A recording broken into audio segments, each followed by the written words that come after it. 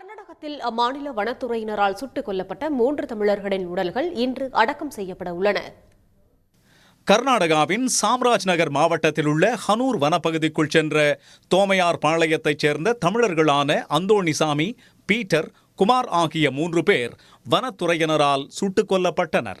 இந்த சம்பவம் சாம்ராஜ்நகர் மாவட்டத்தில் வாழும் தமிழர்கள் மத்தியில் பெரும் கொந்தளிப்பை ஏற்படுத்தியது.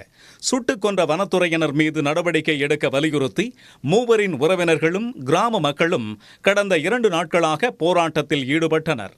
3 பேரின் உடல்களையும் வாங்காமல் மறியல் உள்ளிட்ட போராட்டங்களை நடத்தியதால் ஹனூரில் பதற்றமான சூழல் நிலவியது. வனத்துறை அலுவலகங்களை சூறையாடிய சம்பவம் பதற்றத்தை அதிகப்படுத்தியது.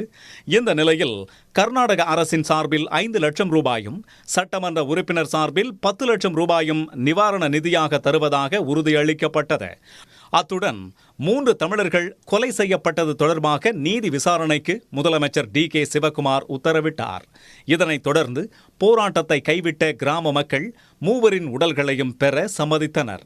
இதன் தொடர்ச்சியாக மைசூரு அரசு மருத்துவக் கல்லூரி மருத்துவமனையில் பிரேத பரிசோதனை நடத்தப்பட்டு 3 உடல்களும் பலத்த போலீஸ் பாதுகாப்புடன் சொந்த கிராமங்களுக்கு கொண்டுவரப்பட்டன.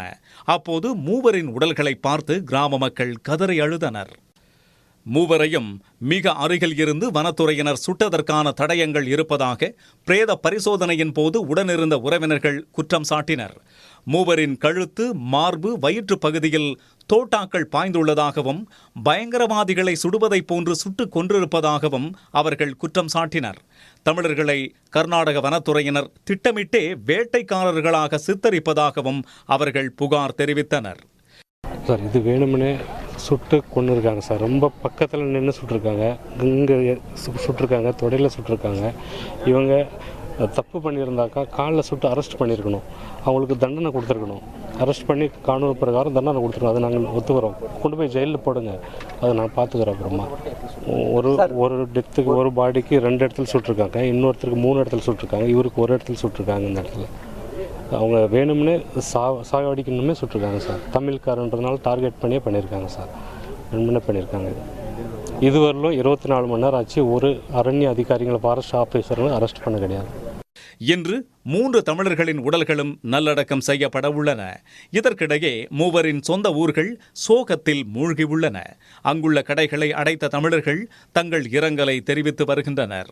இதற்கிடையே 3 தமிழர்கள் சுட்டுக் கொல்லப்பட்டதை தாம் வன்மையாக கண்டிப்பதாக தமிழ்நாடு முதலமைச்சர் விஜய் தெரிவித்துள்ளார். இந்த சம்பவம் தொடர்பாக கர்நாடக வனத்துறை கொடுத்த விளக்கம் ஏற்புடையது அல்ல என அவர் தமது எக்ஸ் தள பதிவில் குறிப்பிட்டிருக்கிறார்.